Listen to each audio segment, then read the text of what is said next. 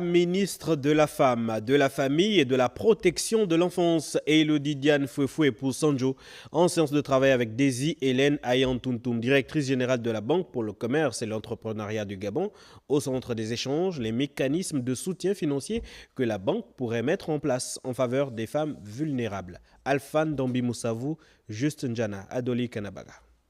La rencontre a porté sur l'examen des conditions et des différentes possibilités d'accès au financement pour les femmes, en particulier celles en situation de précarité ou désireuses de lancer des activités génératrices de revenus. La rencontre d'aujourd'hui a été très fructueuse et nous a permis de planter le décor dans l'accompagnement que la BCEG pouvait offrir aux femmes gabonaises.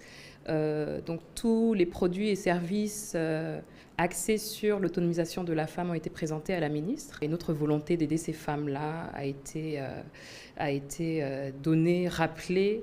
L'idée, c'est vraiment d'avoir un impact, surtout lorsqu'on sait que les femmes sont des très bonnes débitrices. Nous sommes ouverts à accompagner ces femmes-là, peu importe leur localité, qu'elle soit au niveau de Libreville ou à l'intérieur du pays. Au cours des échanges, la directrice générale de la BCEG a décliné la vision stratégique de son institution en matière de soutien à l'autonomisation économique des femmes. À travers l'atelier de la BCEG, on a vraiment cette ambition de former les femmes que nous aurons comme clients avec l'ensemble de nos partenaires publics et privés.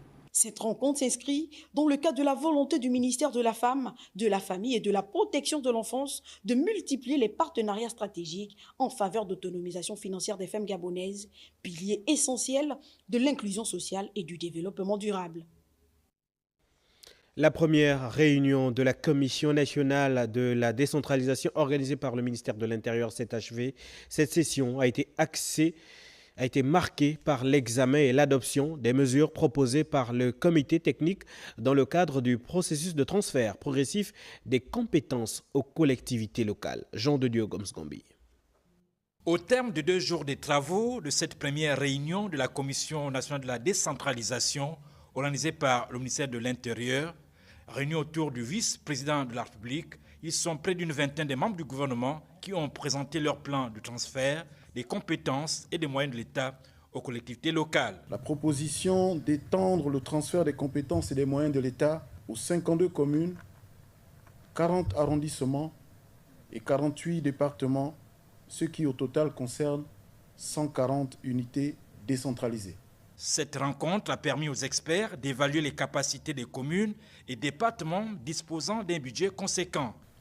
L'hypothèse de ressources propres de l'État de 2 000 milliards de francs CFA, dont le taux minimal de 5% équivaudrait à une enveloppe de 100 milliards de francs CFA à repartir entre les 140 entités décentralisées. D'où la satisfaction du vice-président de la République. Au président de la République, chef de l'État, un hommage particulièrement appuyé pour avoir permis le lancement des bases de la décentralisation dans notre pays, les bases du transfert de compétences et de moyens, aussi bien humains que financiers, de l'État vers les collectivités locales. La Commission nationale de la décentralisation a pour mission, entre autres, de proposer au président de la République des mesures de mise en œuvre de la décentralisation arrêtées par le comité technique de la décentralisation.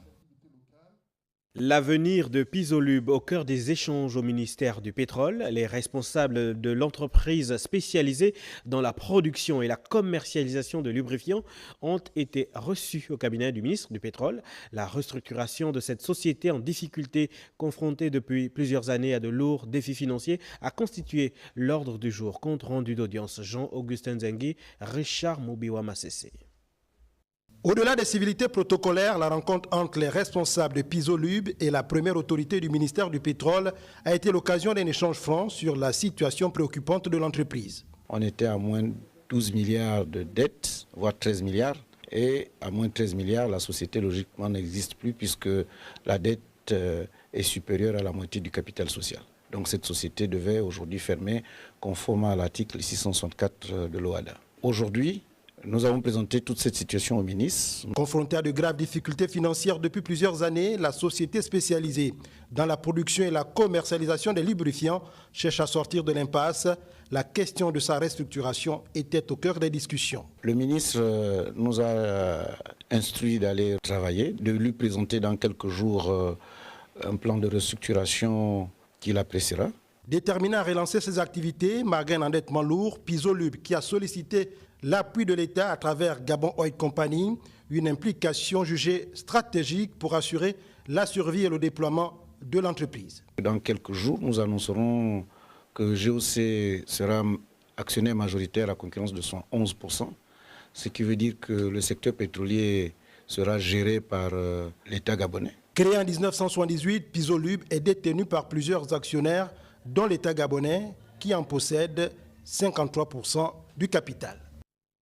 La directrice sectorielle des transports à la Banque mondiale a été reçue au cabinet du ministre de la Planification et de la Prospective. Au cœur des échanges, la dynamisation d'un partenariat stratégique aligné sur les ambitions du président de la République pour le développement des infrastructures. Andinel Tungi, Jean-Marie Ludovic Bitègue de Komameyon.